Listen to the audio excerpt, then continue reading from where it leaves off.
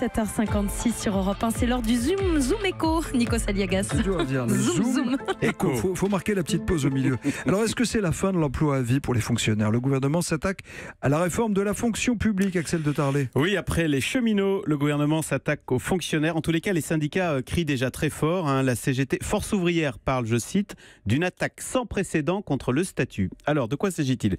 Aujourd'hui, les fonctionnaires, c'est vrai, ont l'avantage de l'emploi à vie. Et effectivement, le gouvernement voudrait sortir de cette logique. Tout d'abord, Gérald Darmanin, le ministre de l'Action publique, il l'a dit chez nous dimanche sur Europe 1, là, dans le grand rendez-vous. Il souhaite, je cite, généraliser les embauches sous contrat de 5, 10 ou 15 ans. Et puis, pour les fonctionnaires déjà en place, bien là, le gouvernement veut les inciter à partir avec une prime de salaire de 2 ans, le droit au chômage et une formation.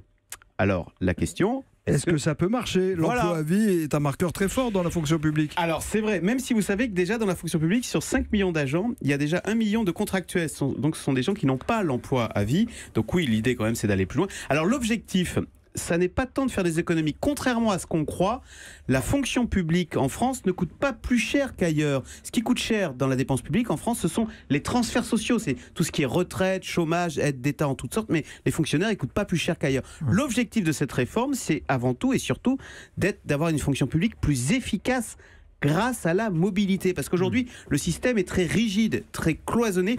C'est très difficile de changer de métier. Résultat, on se retrouve avec des sureffectifs dans certains services et puis des sous-effectifs criants ailleurs. Donc l'objectif avec cette mobilité, c'est d'apporter une meilleure gestion des ressources humaines, donc plus optimale.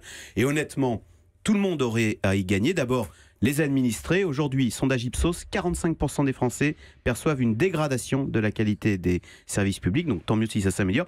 Et puis surtout, les agents de la fonction publique auraient à y gagner. Franchement, dans un monde qui bouge très vite, alors ça dépend des caractères, mais c'est pas forcément très motivant pour un jeune fonctionnaire en début de carrière de se dire que pendant 40 ans, il va faire la même chose avec une grille des salaires préétablie jusqu'à sa retraite.